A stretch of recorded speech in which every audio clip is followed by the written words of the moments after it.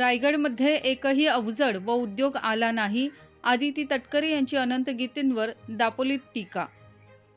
महायुतीचे उमेदवार म्हणून रायगड लोकसभा मतदारसंघात भाजप, शिवसेना व राष्ट्रवादीकडून खासदार सुनील तटकरे यांना उमेदवारी मिळाली आहे. सोमवारी दापोलीतील केळसकर नाका येथे भाजपतर्फे आयोजित भाजप पार्टी बूथ कार्यकर्ता मेळाव्यात खासदार सुनील तटकरेंना मिळालेली उमेदवारी मान्य असल्याचे व त्यांना बहुमताने निवडून आणण्याचे भाजपने जाहीर केले आहे. यावेळी व्यासपीठावर भाजपचे प्रदेश उपाध्यक्ष अतुल काळसेकर, जिल्हाध्यक्ष केदार साठे, माजी आमदार विनय नातू, माजी आमदार सूर्यकांत दळवी, स्मिता जावकर, नीलम गोंधळी, प्रकाश शिगवण, जया साळवी, संजय सावंत, संदीप केळकर आदी मान्यवर उपस्थित होते. भाजप पार्टी बूथ मेळाव्याला उपस्थित राहिलेल्या महिला व बालकल्याण मंत्री आदिती तटकरे यांनी रायगड लोकसभा मतदारसंघात उभे राहिलेले प्रतिस्पर्धी उमेदवार उद्धव बाळासाहेब ठाकरे गटाचे अनंत गीते यांच्यावर जहरी टीका केली. आदिती तटकरे म्हणाल्या की गीते केंद्रीय अवजड उद्योग मंत्री असताना एकही अवजड व उद्योग काहीच आले नाही.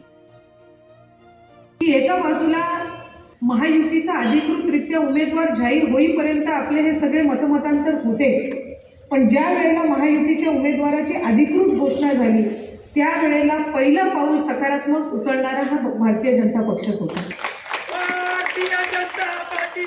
आणि खऱ्या अर्थानं महायुतीचा आपला उमेदवार खासदारकीचा हा कुठे ना कुठेतरी आपण सगळ्यांनी एकत्रितपणाने मिळून समन्वय साधून त्यांनी प्रत्येक तालुक्यामध्ये जाऊन जे आपले पदाधिकारी, जे भारतीय जनता पक्षाचे आपले पदाधिकारी कार्यकर्त्यांना आपण गेल्या 3.5-4 वर्षापासून बूथ कमिटी वाईज आपण त्यांना तयारीसाठी सूचना दिलेल्या होत्या, त्यांना आपल्याला ही गोष्ट पटवायची आहे की आपल्याला महायुतीचा उमेदवार म्हणून तटकरे साहेबांना त्या ठिकाणी मतदान करायचे.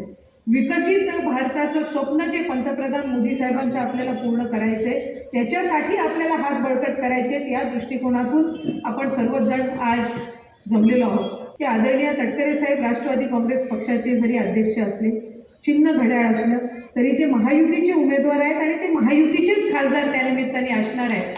आणि म्हणून एका बाजूला आपल्याला विकसित भारताचं आपण सगळे स्वप्न बघतच आहोत.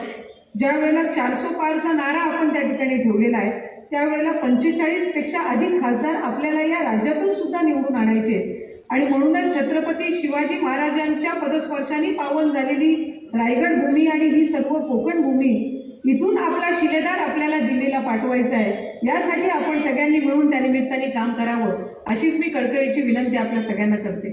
समोरचे जे उमेदवार आहेत आज त्यांच्याकडे विकासाच्या मुद्द्यावर काही बोलायला नाही, कारण त्यांना 6 वेळा या मतदारसंघाने संधी दिली, पण त्या 6 वेळा माझ्यापेक्षा अधिक अनुभव आपल्या सगळ्या मंडळींना आहे. कारण आम्ही त्यांना पुनर्रचना ज्या वेळेला मतदारसंघाची झाली त्याच्यानंतर 2 वेळाची संधी, त्याच्या आधी 4 वेळा याच भागाचं ते प्रतिनिधित्व करत होते. मधल्या कालावधीमध्ये तर मोदी साहेबांच्या नेतृत्वाखाली ते अवजड उद्योग मंत्री सुद्धा होते. त्यावेळेला मला माहीत नाही आमच्या रायगडमध्ये एकही अवजड किंवा उद्योग असा कुठलाही कारखाना आला नाही. इथं आला का नाही याची स्पष्टता ही आपणच पुढच्या कालावधीमध्ये त्यानिमित्ताने देऊ शकता. पण शेवटी ज्या वेळेला एखाद्या निवडणुकीला आपण सामोरे जातो त्यावेळेला लोकांचं हित, या संपूर्ण भागाचा विकास हे एक मोठं उद्दिष्ट ठेवून आपण त्यानिमित्ताने सामोरं जात असतो. आज महायुतीच्या सरकारच्या माध्यमातून सुद्धा आपण खऱ्या अर्थानं गेल्या 2.5 वर्षामध्ये झालेलं काम हे आपल्या सर्वांच्या समोर आहे. विकास कामांना आपण अधिकाधिक प्राधान्य देतो, त्यावर समोरच्या उमेदवाराला बोलण्यासारखं काहीच नाही आहे. ते दर 5 वर्षांनी येतात. मी आवर्जून सगळीकडे उल्लेख करत असते की त्यांचा पंचवार्षिक दौरा हा आता सुरू झालेला आहे. ते 2019मध्ये आले होते, त्याच्या आधी 2014मध्ये आलेले होते. मधले 4.5 वर्ष त्यांच्या लक्षात राहत नाही. त्यावेळेला आलेलं निसर्ग चक्रीवादळ त्यांच्या लक्षात राहत नाही. त्यावेळेला आलेला महाड आणि चिपळूणचा आणि खेडचा महापूर हा त्यांच्या लक्षात राहत नाही. त्यावेळेला आलेलं कोविडचं संकट त्यांच्या लक्षात राहत नाही आणि त्याही वेळेला आलेलं तौत्य वादळ त्यांच्या लक्षात राहत नाही. आपण त्यानिमित्ताने सगळी मंडळी जरीही त्यावेळेला विरोधात असू किंवा सत्तेमध्ये असू, पण लोकांची आपली बांधिलकी आहे म्हणून आपण या ठिकाणी होतो. ज्यांना 6 वेळा या मतदारसंघाने निवडून दिलं, एका पराभवाने त्यांनी इतकी पाठ फिरवली की त्यांना लोकांची दुःख आणि अश्रू सुद्धा दिसले नाहीत. एखाद्या व्यक्तीच्या सुखाच्या प्रसंगामध्ये आपण जरी गेलो नाही तर एक वेळ ती व्यक्ती समजू शकते, पण आपण सगळ्यांच्या दुःखात सहभागी झालं पाहिजे ही तर एका लोकप्रतिनिधीची निश्चितपणाने जबाबदारी असते. आणि म्हणून या सगळ्या मुद्द्यांचा सुद्धा येणाऱ्या या निवडणुकीमध्ये आपण सगळ्यांनी प्रामुख्याने विचार करावा. आज जी व्यासपीठावर मंडळी आपण सगळेच मान्यवर उपस्थित आहात, 2019 मध्येही आपण त्यांच्यासाठी त्या ठिकाणी काम केलं. त्यांच्यापेक्षा एक पाऊल जास्ती आपण त्या निमित्ताने काम केलं, त्याच्याही आधी आपण काम केलं. आज आपल्या सगळ्यांवरच टीका करण्याचं काम हे त्यांच्याकडून सुरू आहे.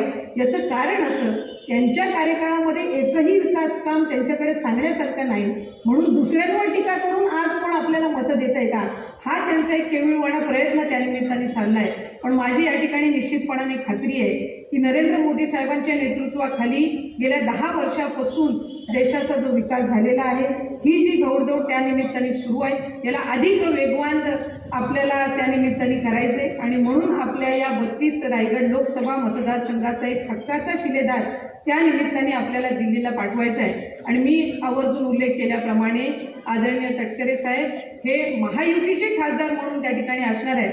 त्यामुळे सगळ्यांसोबत समन्वय साधून नक्कीच आपल्याला पुढच्या कालावधीमध्ये या संबंध परिसरासाठी काम करायचं आहे. आणि महायुतीचा उमेदवार हा अधिकाधिक मताधिक्याने निवडून आणण्यासाठी आपण सगळ्यांनीच एकत्रितपणाने काम करूयात, अशीच या निमित्ताने इच्छा व्यक्त करून थांबते.